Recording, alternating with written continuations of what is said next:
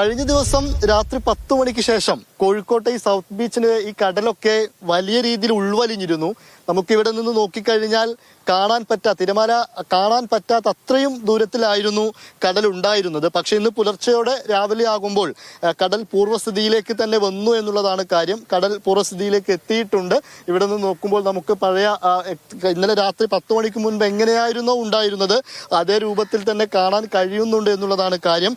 എന്നാൽ ഇതിന്റെ ബാക്കി പത്രമായിട്ട് ഇവിടെ കുറെ ചെളിയൊക്കെ ഇങ്ങനെ നിറഞ്ഞു നിൽക്കുന്നത് നമുക്ക് കാണാം. ചെളിയൊക്കെ ഈ രീതിയിൽ നിൽക്കുന്നുണ്ട്. അത് കടൽ ഉൾവലിഞ്ഞതിന് ശേഷം തിരിച്ചു വന്നപ്പോൾ ഉണ്ടായ ഒരു മാറ്റവുമാണ്.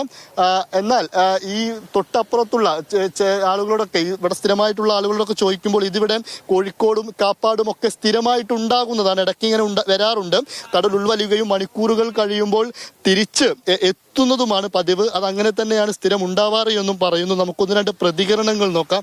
ചേട്ടാ, ഇന്നലെ രാത്രി കടൽ ഉൾവലിഞ്ഞിരുന്നു, വലിയ രീതിയിൽ പിന്നോട്ട് പോയിരുന്നു, ഇപ്പൊ തിരിച്ചെത്തിയിരിക്കുന്നു. ഇത് കാണാറുണ്ട് പൊതുവെ ഇങ്ങനെയാണ്? ഇത് കൊല്ലം ഇങ്ങനെ ഉണ്ടാവാറുണ്ട്. അപ്പോ ഇത് 1.5-2 കിലോമീറ്റർ ദൂരത്തിൽ ഈ ഇളക്കം അടിഞ്ഞ ടൈമില് ചേറ് വന്ന് കരയിൽ ഇങ്ങനെ മുട്ടിയിരുന്നത്. അപ്പോ ഈ ചേറ് ഇങ്ങനെ മുട്ടിക്കഴിഞ്ഞപ്പോൾ ഇപ്പൊ 2 ദിവസമായി ഈ ഭാഗത്ത് നിന്ന് ഇളക്കം കൂടിയിട്ട് അത് ഇവിടുന്ന് ഇങ്ങനെ അടിച്ചിങ്ങനെ തിക്കാണ്. ഇങ്ങനെ ഇളക്കം കൂടിയിട്ട് അടിച്ച് തിക്കിയിട്ട് ചേറിങ്ങനെ ഇങ്ങോട്ടേക്ക് പോവാണ്ട്.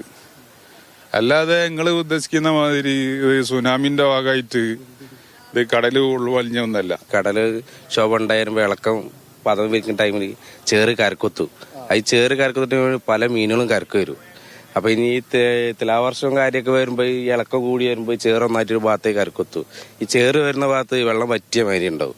ഇവിടെ ഉള്ള ആളുകളാണ് ഇപ്പോൾ നമ്മളോട് സംസാരിച്ചത്. അവരൊക്കെ ഇങ്ങനെ പതിവായിട്ട് ഇങ്ങനെ കുറെ കാലങ്ങളായിട്ട്, വർഷങ്ങളായിട്ട് ഇങ്ങനെ കാണാറുണ്ട്. കുറെ കഴിയുമ്പോൾ അത് തിരിച്ചെത്തും എന്ന് തന്നെയാണ് അവരുടെ അനുഭവത്തിന്റെ വെളിച്ചത്തിൽ അവർ പറയുന്നത്. പക്ഷേ ഒരു 3 ദിവസം മുൻപ് ഒരു ജാഗ്രതാ നിർദ്ദേശമൊക്കെ പുറത്തു വന്നിരുന്നു. അതിൽ ഇങ്ങനെ കടൽ ഉൾവലിയുന്ന കള്ളക്കടൽ പ്രതിഭാസം ഉണ്ടാവും എന്നും ഇങ്ങനെ ചെറുവള്ളങ്ങളും ബോട്ടുകളും ഒക്കെ ഇറക്കരുതെന്നും ജാഗ്രതയോടുകൂടി നിൽക്കണമെന്നുമുള്ളൊക്കെ മുന്നറിയിപ്പുണ്ടായിരുന്നു. ഇന്നലെ വരെയായിരുന്നു ആ മുന്നറിയിപ്പിന്റെ സമയം. അതും കഴിഞ്ഞു.